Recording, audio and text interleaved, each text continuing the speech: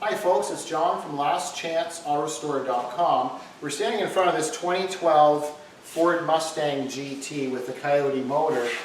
This is the donor car for the 1971 Ford Maverick.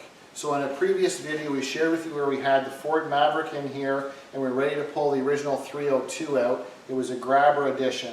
Then the next video we shared with you, we had the engine and transmission out of the Maverick, and we had taken the inner and outer fenders off and basically took all the components out of the way of the Maverick. So this is the donor car that we were teasing you about. So it's a repairable vehicle. We bought the full complete vehicle. It's got aftermarket suspension, wheels, brakes, and it had some minor upgrades to it. So what we're going to do, this is the way we like to buy them because we want to be able to use as many components from this Mustang as we can for the Maverick.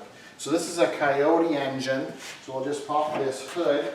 You can show, so there's no damage to the driveline engine. We had it running, so we know there's no issues with the engine itself. So because we have the pedals that are fly-by-wire in the computer and all those neat components, what we're going to do now is we're going to get ready to disassemble this. We're going to pull all the components that we need for the driveline and pedals and so on out of this donor Mustang, and then we'll get ready to dry fit it all in the 71 Maverick.